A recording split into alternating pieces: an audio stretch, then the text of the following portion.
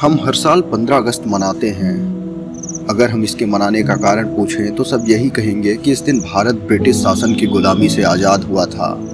ये बात अब हमारे लिए बेहद सहज हो गई है, लेकिन गुलामी क्या थी इसके बारे में जानेंगे तो रूह कांप जाएगी।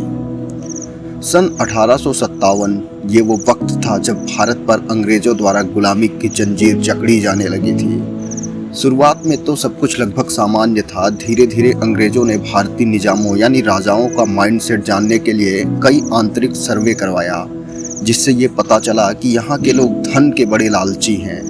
बस अंग्रेजों ने उसका फायदा उठाया और भारतीय शासकों को कई प्रलोभन और ऑफर देने लगे। इसमें से ज्यादातर शासक अंग्रेजों की बात मानकर अधिक धन कमाने का रास्ता चुना, जिसकी पहली शर्त थी बड़े शासक छोटी रियासतों को लूटकर अपने साम्राज्य का हिस्सा बना लें। कुछ शासकों ने ऐसा किया और इसको देखते हुए बाकी के शासक अंग्रेजी अफसरों से सलाह लेने लगे। अब तक सब कुछ फिरंगियों के मन मुताबिक होने लगा था। अंग्रेजों ने इस बात का पूरा फायदा उठाया और सबसे पहले अपने मिशन पर काम किया, जिसका नाम था डिवाइड एंड रूल, मतलब बांटो और राज करो। इस मिशन को अंजाम देने के लिए अंग्रेजों की सबसे पहली चाल थी भारतीयों को भारतीयों से लड़वाना, जिस पर वो काफ़ी हद तक सफल होने लगे। बड़े शासकों को छोटों को दबाने और छोटे शासकों को बड़े शासकों का विद्रोही बनाना अंग्रेजों की पहली चाल थी। जब देश के लोग अपने देशवासियों के दुश्मन हो गए तो अंग्रेजों ने इसे अपनी पहली जीत मानी और अब अपने अगले मिशन की ओर बढ़े, जो था भारतीय राजघरानों के दरबार का हिस्सा बनना, जिसमें वे धीरे धीरे शासकों को आधुनिकता का पाठ पढ़ाते हुए अपने सैन्य व्यवस्था को बदलने का परामर्श देने लगे। धीरे धीरे भारतीय रियासतों की सेनाएं अंग्रेजों के कंट्रोल में आ गई। अब सेना को किस राज्य में अटैक करना है, किसे बंदी बनाना है और किसे लूटना है, इसकी पूरी गाइडलाइन फिरंगी बनाने लगे थे और बड़े बड़े राजनीतिक सूरमा अंग्रेजों की नीतियों के आगे हाथ बांधे खड़े रहते। भारत के कुछ शासकों को इन विदेशियों की चाल समझ में आने लगी थी और उन लोगों ने अंग्रेजों को भगाने का निर्णय किया, लेकिन अब तक ये फिरंगी लालची भारतीयों को अपनी सेना में शामिल कर इतने ताकतवर हो गए थे कि इनसे अकेले युद्ध कर पाना किसी शासक के लिए मुमकिन नहीं था। जो राजा अंग्रेजों को भगाना चाहते थे, उनका साथ देने कोई बड़ी रियासत का राजा नहीं आना चाहता था और इस एकता की कमी के कारण मुट्ठी भर अंग्रेज हम पर हुकूमत करने लगे। अंग्रेजों को जब यकीन हो गया कि भारत पूरी तरह से हमारे कंट्रोल में है, तब उन्होंने क्रूरता अपनानी शुरू कर दी। अब भारतीय किसानों को खेती करने पर अंग्रेजों को कर यानी टैक्स देना होता था, वो भी 90% टैक्स।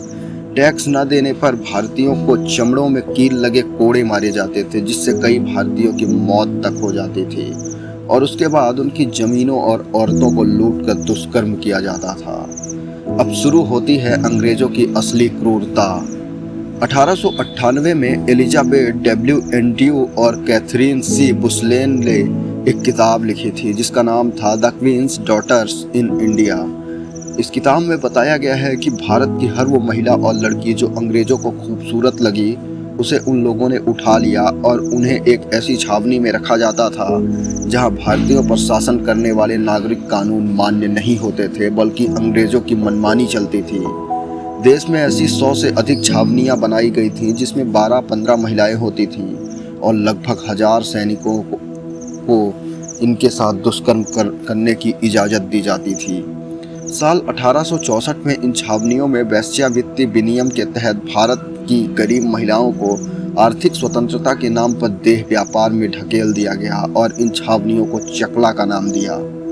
स्वर्गीय राजीव दीक्षित ने एक किताब से कुछ साक्ष्य निकाले थे, जिससे पता चलता है कि अंग्रेज भारत की खूबसूरत महिलाओं के साथ पहले झुंड में बलात्कार करते और फिर उनके स्तनों को गर्म लोहे की रॉड से तब तक जलाते जब तक उनका खून नहीं सूख जाता था। बाद में इन महिलाओं की मृत्यु हो जाती थी। क्रूरता की सारी हदें पार करने के बाद अंग्रेजों ने ठान लिया कि अब भारत को इतना गरीब, पिछड़ा और लाचार बना देना है कि आने वाले 1000 सालों तक भी ये उबर ना पाए। इसके लिए सबसे पहले उन लोगों ने भारत के एग्रीकल्चर सेक्टर पर अटैक किया और खेती का पूरा स्ट्रक्चर बदल दिया। फिरंगियों के सख्त निर्देश थे कि भारत में कोई भी अनाजों की खेती नहीं करेगा, बल्कि कपास और नील की खेती को बढ़ावा देगा, जिसमें अधिक पानी की ज़रूरत होती है। उनके इस निर्देश के बाद भारत में खाद्यान्न की कमी होने लगी, भूजल स्तर कम होने लगा, पेड़ पौधे सूखने लगे, खाद्यान्न आपूर्ति की कमी होने से देश की एक बहुत बड़ी आबादी भूखमरी का शिकार हो गई।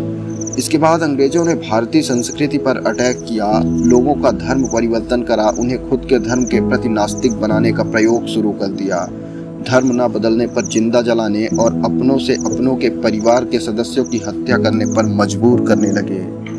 ये अंग्रेजों की क्रूरता का एक छोटा सा अंश था। इन लोगों ने भारत में 190 सालों तक हुकूमत की, भारत के मंदिरों को खूब लूटा, लाखों हत्याएं की, लाखों महिलाओं के साथ बलात्कार किया और इन सभी कामों में इनका साथ देने वाली सेना में लालची भारतीय लोगों ने बराबर का साथ दिया।